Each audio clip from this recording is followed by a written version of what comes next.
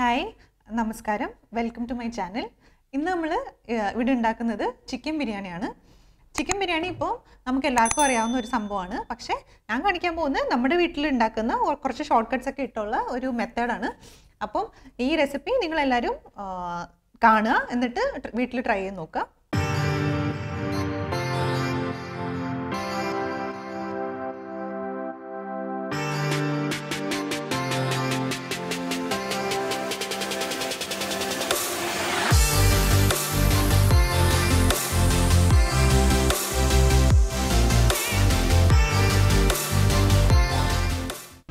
ഈ അരിഞ്ഞു വെച്ചിരിക്കുന്ന ഇഞ്ചിയും അരിഞ്ഞു വെച്ചിരിക്കുന്ന പച്ചമുളകും ഇട്ട് കൊടുക്കുകയാണ്. ഇനി തക്കാളി ഇട്ട് കൊടുക്കുന്നു.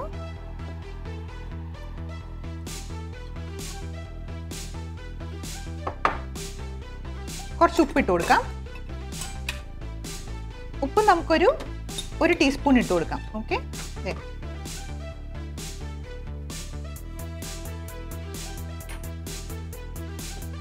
ഓക്കെ. ഇനി നമുക്ക് ഇതിൻ്റെ അകത്തേക്ക് ലബാൻ ഒഴിച്ചു കൊടുക്കാം. ലബാൻ നമുക്ക് പൊതുവെ ആദ്യം കുറച്ച് നമുക്ക് ലബാൻ ഒഴിച്ചിട്ട് ഇതിൻ്റെ പുറമെ ഞാൻ കുറച്ച് തൈരും കൂടെ ഒഴിച്ചു കൊടുക്കും. തൈര് കൂടെ ഒഴിച്ചാലേ ഒരു കുറച്ച് തിക്കായിട്ട് നമുക്ക് സാലഡ് കിട്ടത്തുള്ളൂ. അപ്പോൾ അതാണ് അതിൻ്റെ ഒരു സ്വാദ്. അപ്പോൾ പകുതി ലബാൻ പിന്നെ ബാക്കി ഒരു ഗ്ലാസ് തൈരും കൂടി ഞാൻ ഇതിൽ ഒഴിച്ചു കൊടുത്തിരിക്കുകയാണ്, കട്ട തൈര്. ഓക്കെ, എന്നിട്ട് നമുക്കിതൊന്ന് നല്ലോണം മിക്സ് ചെയ്യാം. അത്രേ ഉള്ളൂ. ഇനി നമുക്ക് ഇതിലേക്ക് ഈ കാണുന്ന കൊറിയാണ്ടർ ലീഫ് അരിഞ്ഞു വെച്ചിരിക്കുന്നത് വിതറി കൊടുക്കാം. ഓക്കെ, അപ്പം നമ്മുടെ സാലഡ് റെഡിയായി. ഇനി നമുക്കടുത്ത് ബിരിയാണിക്ക് വേണ്ട ചിക്കൻ ഫ്രൈ ചെയ്യാനുള്ള മാരിനേഷൻ ചെയ്യാം.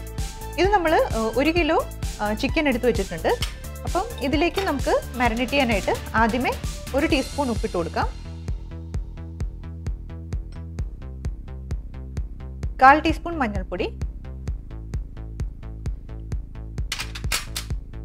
ഇനിയിപ്പോൾ നമുക്ക് ആവശ്യമുള്ള പൊടികളെല്ലാം നമ്മൾ ഓരോ ടേബിൾ സ്പൂൺ വീതം ഇടുകയാണ്. ഇത് മല്ലിപ്പൊടി, ഗരം മസാല,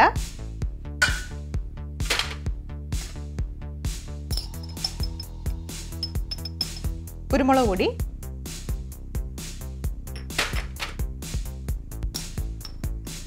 മുളക് പൊടി,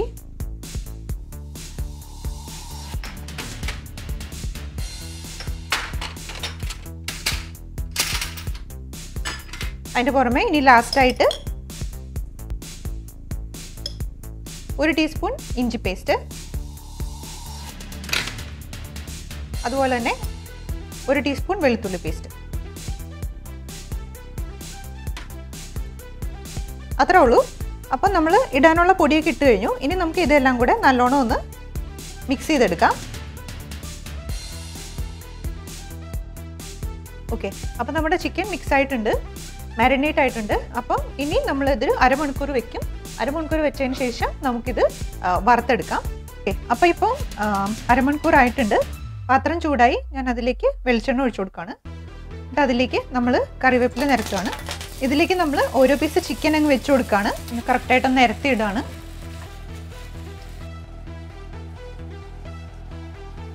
നമുക്കിപ്പോൾ ഫ്ലെയിം കുറച്ചിട്ട് നമുക്ക് മറിച്ചിടാം. നമ്മൾ ചിക്കൻ ഒരുപാട് ഫ്രൈ ചെയ്തെടുക്കണ്ട. നമ്മളിതിൻ്റെ ഒരു പച്ചപ്പൊന്ന് മാറാൻ വേണ്ടി ഒന്ന് മൂപ്പിച്ചെടുക്കുക മാത്രമേ ചെയ്യുന്നുള്ളൂ. എന്നിട്ട് നമ്മളിത് പിന്നെ ബിരിയാണിയിലേക്ക് ചേർക്കും. അപ്പം ഞാൻ ഇതൊക്കെ ഒന്ന് മറിച്ചിടാണ്. ഓക്കെ, നമ്മളിപ്പോൾ ചിക്കൻ മറുവശത്തേക്ക് ഇട്ടിട്ടുണ്ട്.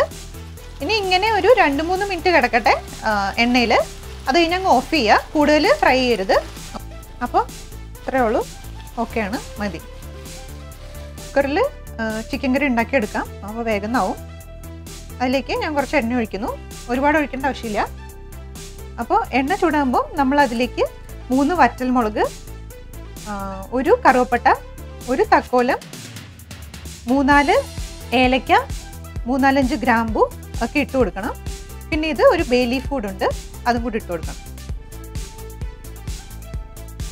അപ്പോൾ എണ്ണ ചൂടായി വന്നിട്ടുണ്ട്. നമുക്കതിലേക്ക് ഈ സ്പൈസസ് എല്ലാം കൂടെ ഇട്ട് കൊടുക്കാം. കുറച്ച് കടുക് ഇട്ട് കൊടുക്കാം. അതിലേക്ക് നമ്മൾ അരിഞ്ഞു വെച്ചിരിക്കുന്ന സവാള ഇട്ട് കൊടുക്കാം. ഓക്കെ, നമുക്ക് തീ ഇച്ചിരി കൂട്ടി കൊടുക്കാം, പെട്ടെന്ന് സവാള വഴണ്ടി കിട്ടാൻ വേണ്ടിയിട്ട്. നമ്മൾ തീ കുറച്ച് വെച്ചിട്ട് നമുക്കുള്ള മസാലപ്പൊടികളൊക്കെ ഇട്ട് കൊടുക്കാം.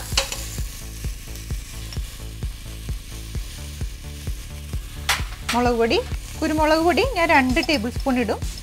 കാരണം നല്ല എരിവ് വേണം. റൈസൊക്കെ ആയിട്ട് മിക്സ് ചെയ്ത് വരുമ്പോൾ കുറച്ച് ഫ്ലേവറൊക്കെ വേണമെങ്കിൽ അത്യാവശ്യം കുരുമുളക് പൊടി ഇട്ട് കൊടുക്കണം. ഗരം മസാല 1 ടേബിൾ സ്പൂൺ, മഞ്ഞൾപ്പൊടി 1/4 ടീസ്പൂൺ ഇടാണ്, മല്ലിപ്പൊടി 1 ടേബിൾ സ്പൂൺ ഇടാണ്, വെളുത്തുള്ളി paste 1 full spoon, chicken masala. എന്നിട്ട് നമുക്കിത് സൈഡിലിട്ടൊന്ന് മൂപ്പിച്ചെടുക്കാം. ഇതിലേക്ക് നമുക്ക് തക്കാളി ഇട്ട് കൊടുക്കാം.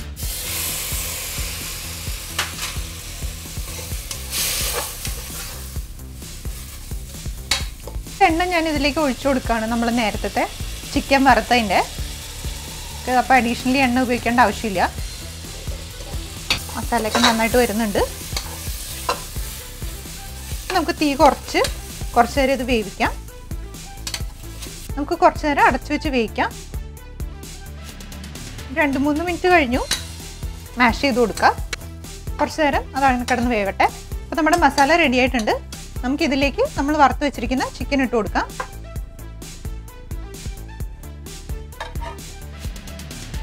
പിന്നെ ചിക്കൻ ഇച്ചിരി നമ്മൾ വറുത്തിട്ട് എടുത്തിരിക്കുന്നതുകൊണ്ട് ഒരു സ്വല്പം വെള്ളം ഞാനിതിൽ ഒഴിച്ചു കൊടുക്കും. കാരണം നമ്മൾ ഇനി വിസിലടിക്കും, കരിഞ്ഞു പോകാതിരിക്കാൻ വേണ്ടിയിട്ടാണ്. കുറച്ചെന്ന് പറഞ്ഞാൽ വളരെ കുറച്ച്. ഇത് അടച്ചു വയ്ക്കാം. ചിക്കൻ വേവുന്ന സമയം കൊണ്ട് നമുക്ക് ബിരിയാണിക്ക് വേണ്ട സവാളയൊക്കെ വഴറ്റിയെടുക്കാം. ഞാൻ കുറച്ച് സൺഫ്ലവർ ഓയിൽ ഒഴിച്ചു കൊടുത്തിട്ടുണ്ട്. ഇപ്പോൾ എണ്ണ ചൂടായിട്ടുണ്ട്. നമുക്കതിലേക്ക് വളരെ തിൻ സ്ലൈസസ് ആയിട്ട് അരിഞ്ഞ സവാള ഇട്ട് കൊടുക്കാം. അതിലേക്ക് സ്വല്പം ഉപ്പ്, ഒരു 1/4 ടീസ്പൂൺ ഉപ്പ്. ഇപ്പോൾ സവാള ഒരു പകുതി വറുത്ത് കിട്ടിയിട്ടുണ്ട്. കുറച്ച് നേരം കൂടെ നമുക്കിതിട്ട് വറുത്തെടുക്കണം. ഓക്കെ, അപ്പോൾ നമ്മുടെ സവാള ഫ്രൈ ആയി വന്നിട്ടുണ്ട്. ഇത്രയും മതി, ഇത് കൂടുതൽ ഫ്രൈ ചെയ്യണ്ട. ഓക്കെ, അപ്പോൾ നമുക്കിനി ഇത് മാറ്റി വയ്ക്കാം. അപ്പോൾ നമ്മൾ വേറൊരു പാനിൽ ഒരു ടേബിൾ സ്പൂൺ ഗീ ഒഴിച്ചു കൊടുത്തിട്ടുണ്ട്. ഇനി അതിലേക്ക് നമുക്ക് ഈ കാഷ്യൂ നട്ട്സ് ഇട്ട് കൊടുക്കാം. എന്നിട്ട് അതിലേക്ക് ഇതിട്ട് കൊടുക്കാം. അപ്പോൾ നമ്മുടെ കാഷ്യൂ നട്ടും കിസ്മിസും ഫ്രൈ ആയി വന്നിട്ടുണ്ട്.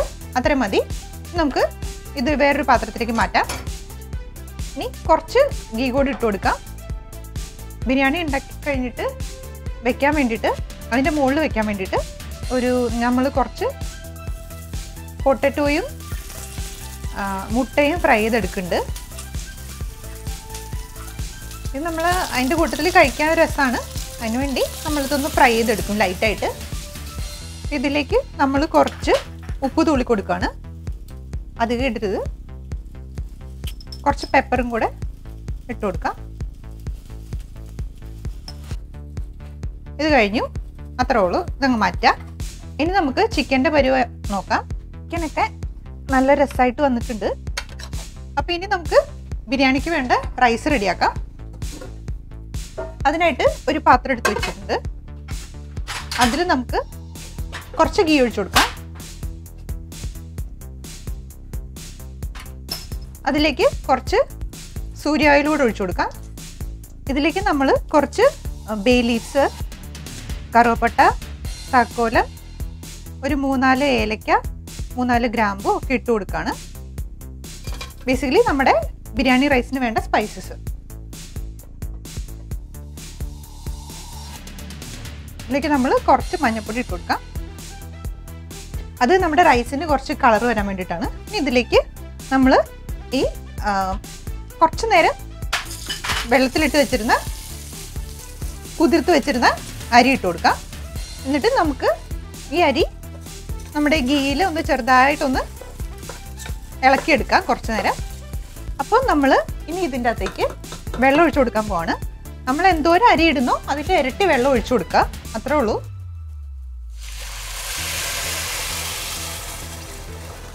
ഇതിൻ്റെ അകത്തേക്ക് നമ്മൾ ഒരു 2 പച്ചമുളക് ഇട്ട് കൊടുക്കുക. പിന്നെ ഒരു പ്രത്യേക ഫ്ലേവർ വരും, അതിനുവേണ്ടിയാണ് നമ്മളിത് ഇട്ട് കൊടുക്കുന്നത്. പിന്നെ ലാസ്റ്റായിട്ട് ഒരു സ്വല്പം ഒരു ടീസ്പൂൺ ഉപ്പിട്ട് കൊടുക്കാം.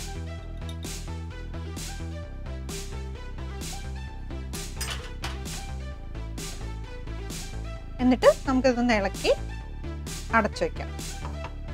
ഇടയ്ക്കിടയ്ക്ക് ഒന്ന് വന്ന് ഇളക്കി കൊടുക്കണം.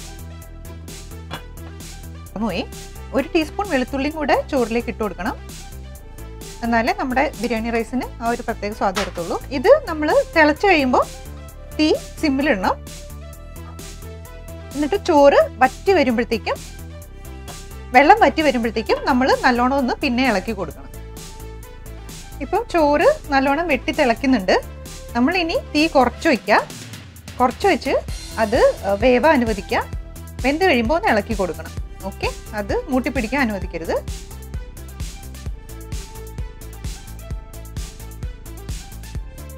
അപ്പോൾ ഇനി നമുക്ക് റൈസും കറിയും കൂടെ മിക്സ് ചെയ്യാം. ആദ്യം നമ്മൾ കുറച്ച് കറി എടുത്ത് താഴേക്കാണ്.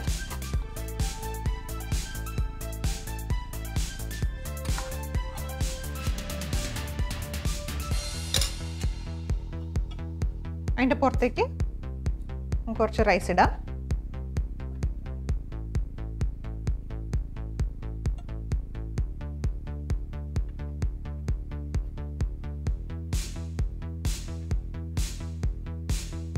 ഓക്കെ, എന്നിട്ട് കുറച്ച് നമ്മൾ ഫ്രൈ ചെയ്ത് വെച്ചിരിക്കുന്ന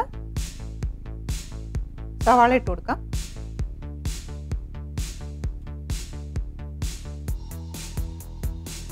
ഫ്രൈ ചെയ്ത് വെച്ചിരിക്കുന്ന ഡ്രൈ ഫ്രൂട്ട്സ് ഇട്ട് കൊടുക്കാം. അതിൻ്റെ പുറമെ നമ്മൾ പിന്നെയും കറി വെച്ച് കൊടുക്കുകയാണ്.